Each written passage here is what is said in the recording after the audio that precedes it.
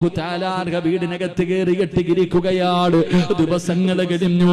എല്ലാ ദിവസവും സുബഹി നമസ്കാരം കഴിഞ്ഞിട്ട് ആയിഷാ ബീബി വീടിന്റെ വാതിലിൽ ഇങ്ങനെ നോക്കി നിൽക്കുകയാണ്. അല്ലാഹുവിന്റെ റസൂല് വരുന്നുണ്ടോ, മുത്തുനബി വരുന്നുണ്ടോ? ആഴ്ചകൾ കഴിഞ്ഞു. ഒരു ദിവസം രാവിലെ തന്റെ വീടിന്റെ വാതിലിലേക്ക് നോക്കിയിരിക്കുമ്പോ അതാ വരുന്നു നബി മുഹമ്മദ് മുസ്തഫ സല്ലല്ലാഹു അലൈഹി വസല്ലമ തങ്ങളുടെ ചിരിക്കുന്ന മുഖത്തോടെ തന്റെ വീടിനകത്തേക്ക് കടന്നു വരികയാ.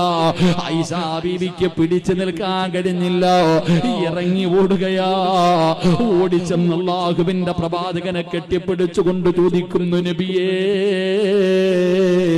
ഞാൻ തെറ്റുകാരിയല്ലെന്ന് അല്ലാഹു പറഞ്ഞോ നബിയേ? ഖുർആനിൽ ആയത്തിറങ്ങിയോ നബിയേ? ജിബ്രീൽ വന്നോ നബിയേ? ആയിഷാ,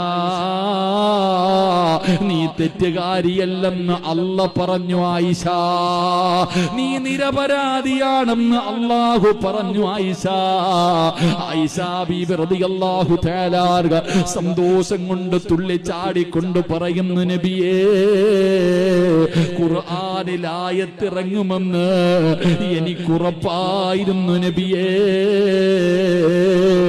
അല്ലാഹു എന്നെ കൈവിടില്ല നബിയേ.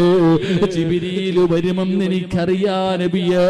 അല്ലാഹുവിന്റെ റസൂല് ചോദിക്കുന്നു, ആയിഷാ, ഏഴാകാശം കടന്ന് ജിബ്രീലിനെ വിളിച്ചിറക്കിയതെങ്ങനാ? ഖുർആനിൽ ആയത്തിറക്കിയതെങ്ങനാ? ഇത്രയും ദിവസം പിടിച്ചു നിന്നതെങ്ങനാ?